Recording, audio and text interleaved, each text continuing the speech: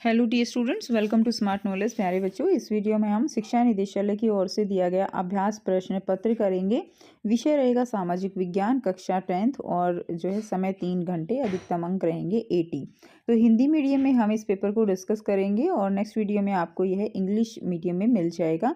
Complete जितने भी sample paper हैं आपके, जितने भी प्रैक्टिस पेपर हैं, उन सब का लिंक आपको, प्लेलिस्ट का लिंक डिस्क्रिप्शन बॉक्स में मिल जाएगा, तो वहाँ से आप सारे पेपर कर सकते हो।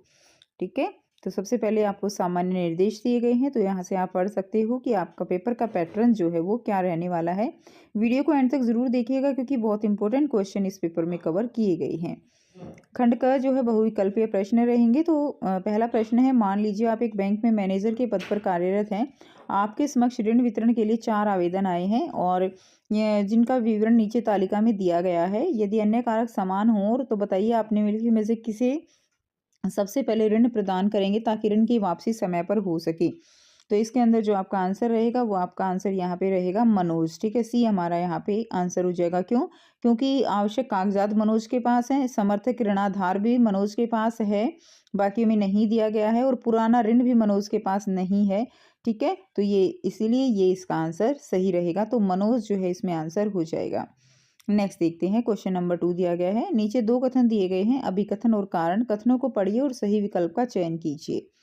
ठीक है, तो इसमें अभिकथन दिया गया है, एक देश की अर्थव्यवस्था पर संकट का असर दूसरे देश की अर्थव्यवस्था पर भी पड़ता है।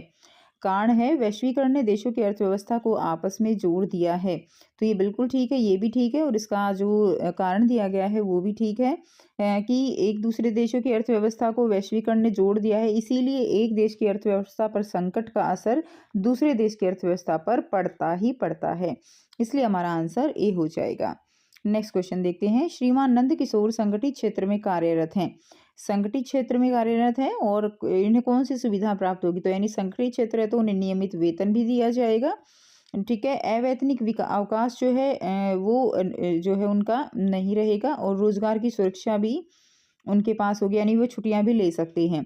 तो इसमें आपका जो होगा वो केवल 1 और 3 हो जाएगा। तो इसमें आपका आंसर सी रहेगा। ठीक हो गया, आंसर इसमें आपका सी हो जाएगा। नेक्स्ट देखिए, क्वेश्चन नंबर 4 दिया गया है, निम्नलिखित में से कौन सा कथन जो है सही है? तो इसमें सही कथन बताना है, परिवहन द्वितीय क्षेत्र के क्रियाकलाप है। तृतीय क्षेत्र को सेवा क्षेत्र भी कहा जाता है। मत्स्य पालन द्वितीय क्षेत्र में आता है। शिक्षा का संबंध जो है वो प्राथमिक क्षेत्र से है। तो इसका जो आंसर आपका रहेगा वो बी हो जाएगा। जो तृतीय क्षेत्र है उसको सेवा क्षेत्र भी कहा जाता है। उचित विकल्प की सहायता से रिक्त स्थान की पूर्ति करनी है। एक देश जिसमें उच्च जीवन स्तर है, स्वास्थ्य है, सुरक्षा के लिहाज से बेहतर माहौल है, उसे डैश देश के रूप में जाना जाता है। तो वो एक विकासशील देश नहीं होगा, वो विकसित देश होगा। कैसा देश रहेगा? वो विकसित देश होगा। ठीक है, तो 5th का आपका बी सी आंसर हो जाएगा।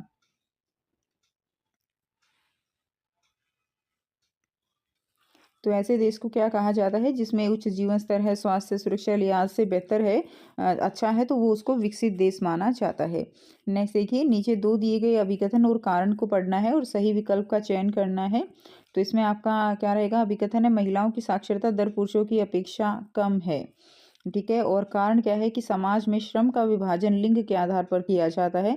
तो इसमें दोनों ही स्टेटमेंट ठीक है, लेकिन ये इसको अच्छे तरीके से एक्सप्लेन नहीं कर रहा है। तो हमारा आंसर यहाँ पे क्या हो जाएगा? बी हमारा आंसर हो जाएगा कि दोनों ही सही है, परंतु कारण जो है वो अभिकथन की सही व्याख्या नहीं है।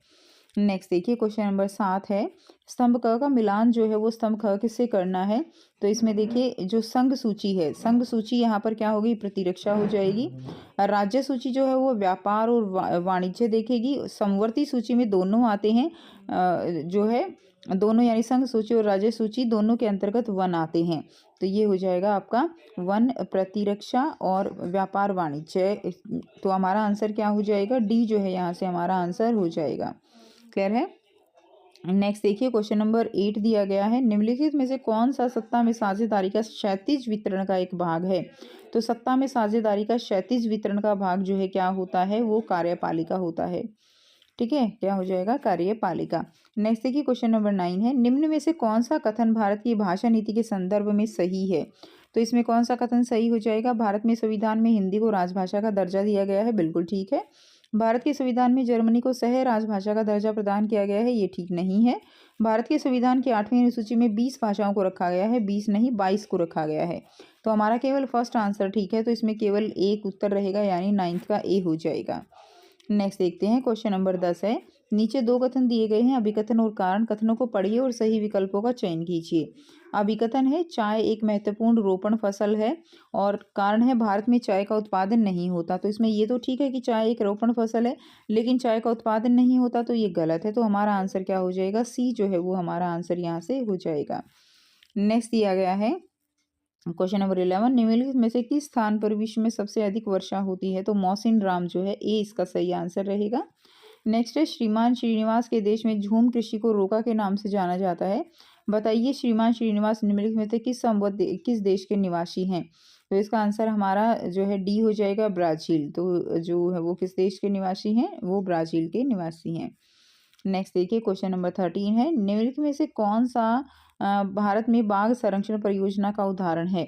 मानस, तो ये तीनों ही बाघ संरक्षण परियोजना के उदाहरण है, तो डी जो है वो हमारा आंसर हो जाएगा, 1, 2 व 3 सभी। मोनाजाइट रेत में निम्नलिखित में से कौन सा खनिज जो है वो पाया जाता है। तो इसमें आंसर हो जाएगा हमारा थोरियम पाया जाता है। 14 का हमारा सी हो जाएगा। क्लियर है। नेक्स्ट देखिए, क्वेश्चन नंबर 15 है, निम्नलिखित विशेषताओं के आधार पर मृदा की पहचान कीजिए। तो तीनों की विशेषताओं के आधार पर हम देखते हैं कि ये मृदा कैसी है, वन मृदा है। तो बी जो है हमारा आंसर हो जाएगा। क्वेश्चन नंबर 16 है, इनमें से कौन सा वन संरक्षण का तरीका समुदायों को सीधी भागीदारी नहीं करता है। तो जो सीधी भागीदारी नहीं करता है वो है वन्य जीव पशु विहार का परिसीमन। बाकी यहाँ पे जितने भी है वो डायरेक्ट सीधे भागीदार होते हैं। बीज बचाओ आंदोलन है, चिपको आंदोलन है, संयुक्त वन प्रबंधन है। तो डी हमारा इसमें आंसर हो जाएगा 16 का डी। ठीक है, 15 का बी रहेगा, 16 का डी रहेगा। एक ऐसे समाज की कल्पना जो इतना आदर्श है और कि उसका साकार होना लगभग असंभव होता है, क्या कहलाता है। तो वो जो है कल्पनादर्श कहलाएगा। ए जो है हमारा आंसर हो जाएगा 17 का। United kingdom of great Britain की स्थापना वो कब हुई थी। तो ए 1707 में उसकी स्थापना हुई थी। क्वेश्चन नंबर 19 देखेंगे, निम्नलिखित घटनाओं के सही कालक्रम में दिए गए विकल्पों की में से जो है आपको चुनना है। तो इसमें आपका जो आंसर रहेगा, आंसर हमारा यहाँ से हो जाएगा। तो यहाँ से आप देख सकते हो, इसमें देखिए जेम्स ऑगस्टन हिक्के द्वारा साप्ताहिक पत्रिका बंगाल गजट का प्रकाशन जो है वो कब हुआ था, 1780 में। रामचरित का पहला मुद्रित संस्करण हुआ था वो 1810 में हुआ था। राजा राम मोहन राय द्वारा संवाद कौमुदी का प्रकाशन जो है वो 1821 में हुआ था। और फारसी अखबार जमाए जहाँ का प्रकाशन जो है वो कब हुआ था, 1822 में हुआ था। तो जो ये हमारा सीरियल हो जाएगा वो हमारा आंसर डी हो जाएगा, 1423। ठीक है। सो इसमें आंसर हमारा क्या हो जाएगा, डी हो जाएगा, 1, उसके बाद 4, उसके बाद 3, 2। ठीक है, और उसके बाद सेकंड के बाद थर्ड आ जाएगा। नेक्स्ट देखिए, क्वेश्चन नंबर 20 है, नीचे दो कथन दिए गए हैं, अभिकथन और कारण। कथनों को पढ़िए और सही विकल्प का चयन कीजिए। अभिकथन है, जापान की सबसे पुरानी पुस्तक डायमंड सूत्र जो है 868 ईस्वी में छपी। ठीक है, तो ये हमारा क्या है, ठीक है। और योहान गुटनबर्ग एक फ्रांसीसी यात्री था, तो ये हमारा गलत है। तो इसका हमारा आंसर क्या हो जाएगा, सी हो जाएगा। ए सही है, परंतु कारण जो है वो गलत है। नेक्स्ट देखिए, खंड ख अति लघु उत्तरीय प्रश्न दिए गए हैं। इसमें हमारा प्रश्न 21 रहेगा, सांस्कृतिक आदान प्रदान में खाद्य पदार्थों की भूमिका की समीक्षा जो है वो आपको करनी है। तो इसका आंसर रहेगा कि जब भी व्यापारी और मुसाफिर किसी नए देश में जाते थे, वो अपने साथ अपने रिवाज, वेशभूषा और आहार जो है वो व्यवहार वो लेकर जाते थे। जाने जाने वहाँ वो नई फसलों के बीज वो आते थे। उदाहरण के लिए नूडल्स चीन से पश्चिम में पहुँचे, वहाँ उन्हीं से स्पैगेटी का जन्म हुआ। इन अनुमानों के आधार पर इतना जरूर कहा जा सकता है कि खाद्य पदार्थों आदान प्रदान से संस्कृति का फैलाव हुआ है। नेक्स्ट क्वेश्चन देखिए, क्वेश्चन नंबर 22 है, सत्ता के क्षैतिज वितरण का महत्व लिखना है और सत्ता के ऊर्ध्वाधर वितरण का महत्व भी आपको यहाँ पर देना है। 22 का ए का आंसर रहेगा, शक्ति के क्षैतिज वितरण का महत्व। तो ये सत्ता के केंद्रीकरण को रोकता है, सरकारी अंगों के बीच संतुलन और निगरानी सुनिश्चित करता है, जवाबदेही और लोकतांत्रिक कार्यप्रणाली को प्रोत्साहित करता है, न्यायिक समीक्षा के माध्यम से मौलिक अधिकारों की क्या करता है, रक्षा करता है, और शाखाओं के बीच सहयोग को बढ़ाता है। तो ये पॉइंट्स आप इसमें लिख देंगे। उसके बाद अगला क्वेश्चन है कि ऊर्ध्वाधर जो वितरण है उसका क्या महत्व है। तो ये जो वितरण है ये क्या करता है, शासन के लोगों को करीब लाता है, केंद्र सरकार के कार्यभार को कम करता है, क्षैतिज और सामुदायिक प्रतिनिधित्व सुनिश्चित करता है, स्थानीय स्तर पर जवाबदेही को बढ़ावा देता है और प्रभावी विकेंद्रीकरण का समर्थन करता है। नेक्स्ट क्वेश्चन है, क्वेश्चन नंबर 23 है, सांप्रदायिकता किसी देश के लिए क्यों खतरनाक है। ठीक है, तो देखते हैं आंसर। यहाँ से आंसर करेंगे, सांप्रदायिकता किसी भी देश के लिए खतरनाक क्यों है। सांप्रदायिकता खतरनाक है क्योंकि ये समाज को विभाजित करता है, हिंसा भड़काती है और सामाजिक सद्भाव को कमजोर करती है। ये विकास में बाधा डालती है, लोकतंत्र को कमजोर करती है और अल्पसंख्यकों के खिलाफ भेदभाव को बढ़ावा देती है। नफरत और राजनीतिक शोषण को बढ़ावा देकर सांप्रदायिक जो शांति है वो भंग करती है, विविधता को खतरे में डालती है और आर्थिक नुकसान पहुंचाती है। एकता, प्रगति और राष्ट्रीय अखंडता सुनिश्चित करने के लिए इसे रोकना जो है वो आवश्यक है। अगला प्रश्न है, अपने दैनिक जीवन में प्रयोग होने वाले किन्हीं 2 खनिज के नाम लिखने हैं। आंसर रहेगा लोहा, पेट्रोलियम, तांबा। ठीक है, इनमें से कोई भी 2 आप लिख सकते हो या इसके अलावा और भी आप लिख सकते हो। नेक्स्ट देखिए, खंड ग दिया गया है, लघु उत्तरीय प्रश्न रहेंगे। प्रत्येक प्रश्न यहाँ पर आपका 3 नंबर का रहेगा। ठीक है, क्वेश्चन नंबर 25 है यहाँ पर कि स्वयं सहायता समूह की कार्य प्रणाली जो है वो आप उसकी व्याख्या करनी है। तो आइए देखते हैं आंसर। तो स्वयं सहायता समूह की कार्यप्रणाली पर टिप्पणी करनी है। तो इसमें रहेगा, एक विशेष स्वयं सहायता समूह में एक दूसरे के पड़ोसी 15 से 20 सदस्य होते हैं जो नियमित रूप से मिलते हैं और बचत करते हैं। प्रति व्यक्ति बचत जो है वो 25 रुपये लेकर 100 या इससे अधिक हो सकती है। सदस्य अपनी ज़रूरत को पूरा करने के लिए छोटे कर्ज समूह में ही ले सकते हैं। समूह इस कर्ज पर ब्याज लेता है लेकिन ये साहूकार द्वारा लिए जाने वाले ब्याज से कम होता है। बचत और ऋण गतिविधियों से संबंधित जो ज़्यादातर निर्णय है वो समूह के सदस्य स्वयं लेते हैं और इस ऋण को लौटाने की जिम्मेदारी भी किसकी होती है, वो समूह की ही होती है। ठीक है, तो ये आंसर लिख देंगे। अगला क्वेश्चन है, यूरोप के राष्ट्रवादी संघर्षों में महिलाओं की भूमिका का जो है आपको उल्लेख करना है।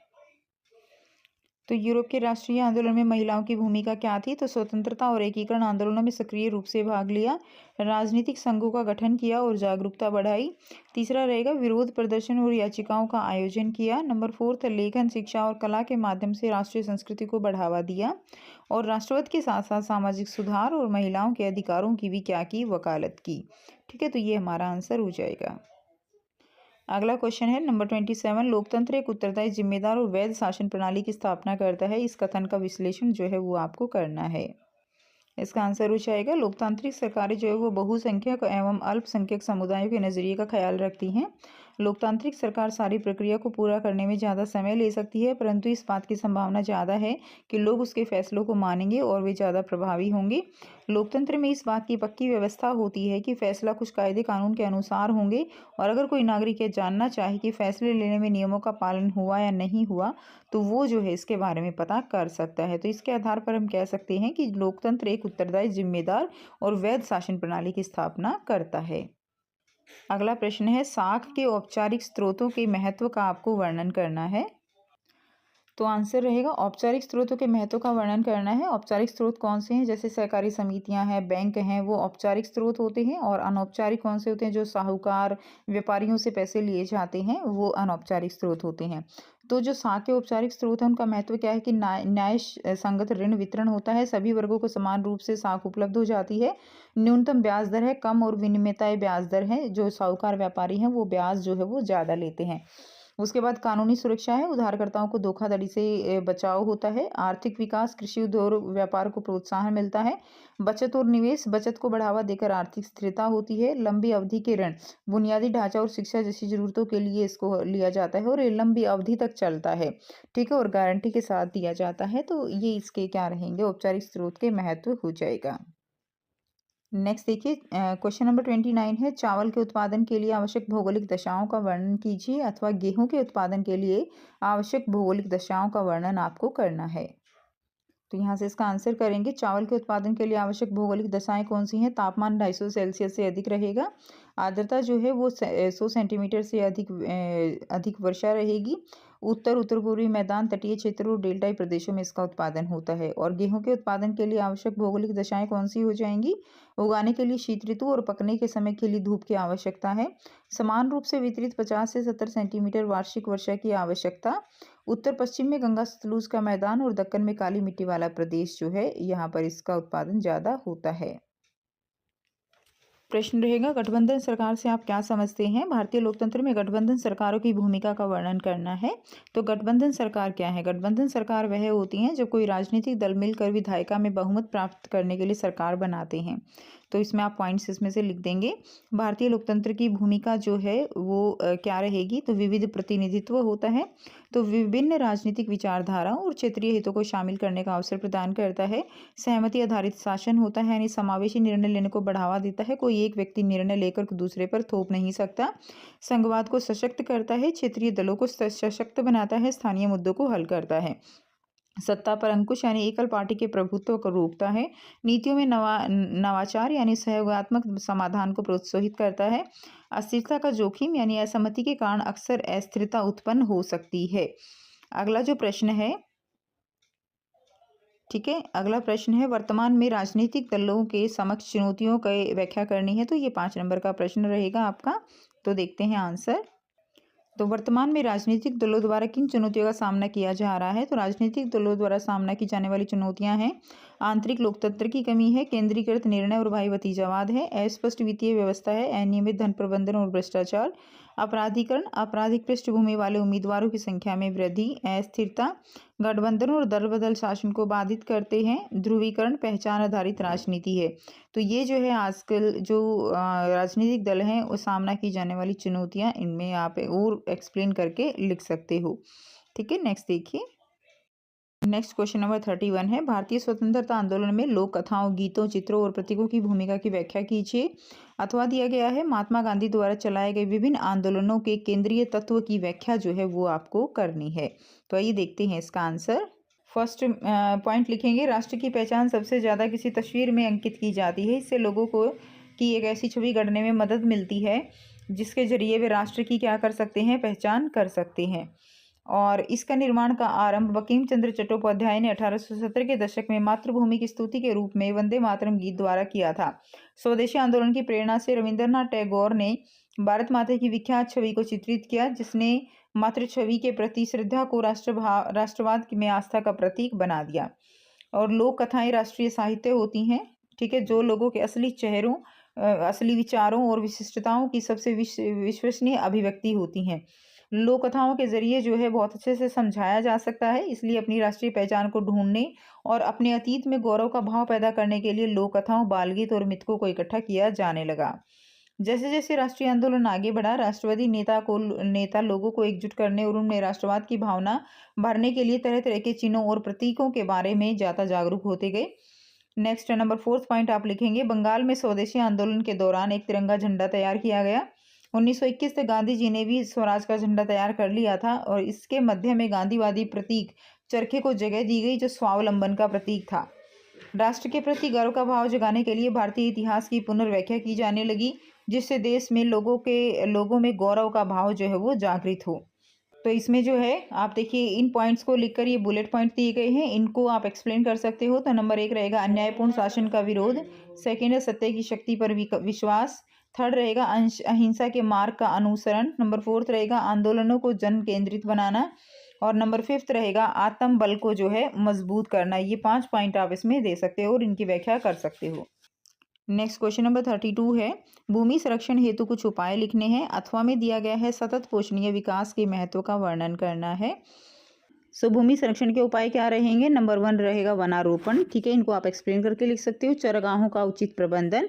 नंबर 3 है पशुचारण नियंत्रण। नंबर 4 है रक्षक मेखलाओं का प्रयोग और औद्योगिक जल का परीक्षण के पश्चात ही विसर्जन। अगला क्वेश्चन अथवा में जो दिया गया है, सतत पोषणीय विकास की आवश्यकताओं का वर्णन करना है। तो फर्स्ट पॉइंट रहेगा प्राकृतिक रूप से संसाधनों का समान वितरण। दूसरा है संसाधनों का सीमित दोहन किया जाता है। संसाधनों के पुनः पूरित होने में लगने वाला समय जो है वो अधिक है। और संसाधनों का समाज में न्याय संगत बंटवारा होना चाहिए। भविष्य की पीढ़ियों की आवश्यकताओं को ध्यान में रखकर ही जो विकास है वो किया जाना चाहिए। तो ये जो है सतत पोषणीय विकास की आवश्यकताएं रहेंगी, तो इन्हीं को आप इलेबोरेट करके लिखोगे।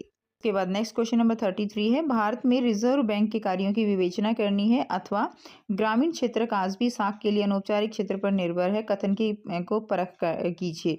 तो इसका आंसर हम करेंगे, भारत में रिजर्व जो बैंक है उसके कार्यों की परख करनी है। तो इसमें आप क्या लिखेंगे, भारत में केंद्रीय सरकार की तरफ से मुद्रा जारी की जाती है, बैंक के रूप में कार्य करना, ब्याज की दर निर्धारित करना, देश की मौद्रिक जो नीति है उसका नियंत्रण है, और ऋण के औपचारिक स्रोतों की कार्य प्रणाली पर नजर रखना, ये रिजर्व बैंक के कार्य हैं। जितने भी और बैंक हैं वो सब किसके अंडर काम करते हैं, रिजर्व बैंक के अंडर काम करते हैं। और जो भी औपचारिक कार्य प्रणाली है, मुद्रा नीति का निर्धारण करना है, ब्याज का दर निर्धारण करना है, तो वो सारा काम कौन करता है, रिजर्व बैंक करता है।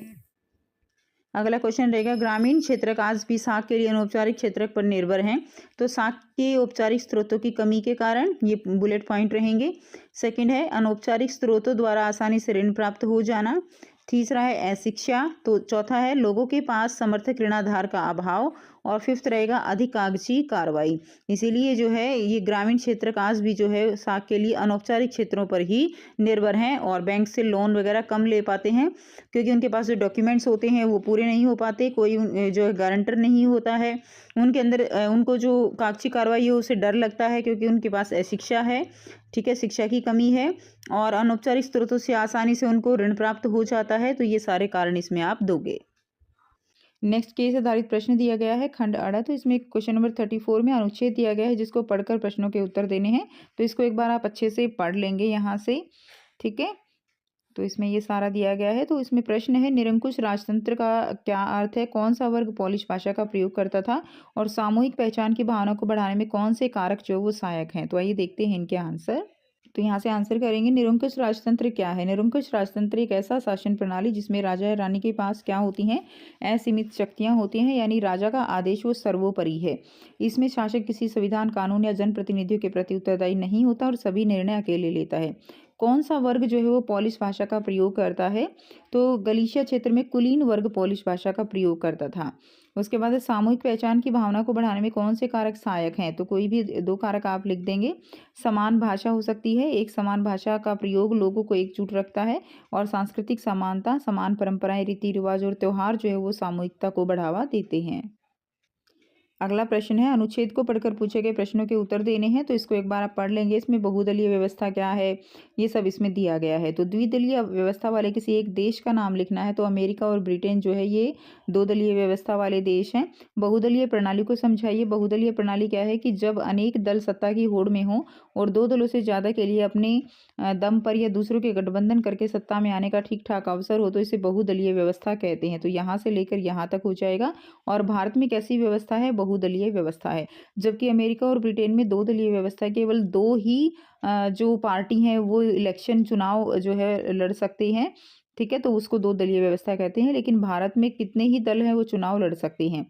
आपके अनुसार भारत में किस प्रकार की दलीय व्यवस्था बेहतर होगी और क्यों, ये आप खुद से लिखेंगे क्योंकि इसमें सबका ओपिनियन अलग अलग रहेगा। किसी को दो दलीय प्रणाली अच्छी रहेगी लगेगी या किसी को बहुदलीय अच्छी लगेगी जो अभी है। तो इसका उत्तर जो है आप खुद से करेंगे। नेक्स्ट देखिए, क्वेश्चन नंबर 36 है, अनुच्छेद को पढ़कर पूछे गए प्रश्नों के उत्तर देने हैं। तो इसमें दिया गया है कि इसमें आपको आंकड़े दिए गए हैं, प्रति व्यक्ति आय क्या है, शिशु मृत्यु दर, साक्षरता दर, निवाल उपस्थिति अनुपात जो है क्या है। हरियाणा, केरल और बिहार तीन राज्यों के आंकड़े दिए गए हैं। किस राज्य में प्रति व्यक्ति आय सबसे कम है, तो बिहार में सबसे कम है। ये फर्स्ट का आंसर हो जाएगा। आंकड़ों के आधार पर सबसे बेहतर सुविधाएं किस राज्य में होने की संभावना है, तो सबसे बेहतर जो व्यवस्था है वो केरल में होने की संभावना है, क्योंकि यहाँ प्रति व्यक्ति आय भी ज़्यादा है, मृत्यु दर भी बहुत कम है। तो इसका आंसर क्या हो जाएगा, इसका आंसर आपका केरल हो जाएगा सेकंड का। साक्षरता दर क्या है उसको आपको व्याख्या करना है। तो यहाँ से आंसर लिखेंगे, साक्षरता दर जो है वो क्या है, किसी देश, राज्य या क्षेत्र में 7 वर्ष या उससे अधिक आयु के उन व्यक्तियों के प्रतिशत को दर्शाती है जो पढ़ने लिखने और गणना करने में सक्षम होते हैं, वो साक्षरता दर कहलाती है। अगला प्रश्न देखिए, खंड च दिया गया है, मानचित्र आधारित प्रश्न है। क्वेश्चन नंबर 37 में इसमें उस स्थान की पहचान करनी है जहां दिसंबर 1920 में भारतीय राष्ट्रीय कांग्रेस का अधिवेशन हुआ था, ठीक है। तो ये आपको ए जो है वो अंकित करना है, और उस स्थान की पहचान कीजिए जहां जलियांवाला बाग हत्याकांड हुआ था। तो ये अमृतसर हो जाएगा, ये कलकत्ता हो जाएगा। उसके बाद आपको मानचित्र पर ही विशाखापट्टनम पतन, पारादीप, इंदिरा गांधी अंतर्राष्ट्रीय हवाई पतन, छत्रपति शिवाजी महाराज अंतर्राष्ट्रीय हवाई पतन इसको दर्शाना है। तो आइए करते हैं कंप्लीट मैप। ठीक है, तो यहाँ से आप इन क्वेश्चंस को भी देख सकते हो, ये यही ऊपर वाले ही दिए गए हैं। तो आपका हो जाएगा जलियांवाला बाग हत्याकांड कहाँ हुआ था, अमृतसर, बी पॉइंट ये हो जाएगा, और ए पॉइंट जो है आपका हो जाएगा अधिवेशन हुआ था कोलकाता में, तो ये लिख देंगे। उसके बाद अंतर्राष्ट्रीय इंदिरा गांधी अंतर्राष्ट्रीय हवाई पतन दिल्ली आ जाएगा।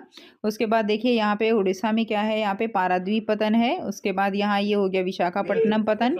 उसके बाद जो है नेक्स्ट देखिए, तो यहाँ से आप कंप्लीट मैप जो है वो देख सकते हो। तो ये था कंप्लीट पेपर। आई होप सभी बच्चों को सारे क्वेश्चंस क्लियर हैं। फिर भी कोई डाउट हो तो बच्चे आप पूछ सकते हो। वीडियो अच्छी लगी तो वीडियो को लाइक कीजिए, शेयर कीजिए और चैनल को कीजिए सब्सक्राइब। मिलते हैं आपसे नेक्स्ट वीडियो में। Till then take care, bye bye and have a nice day.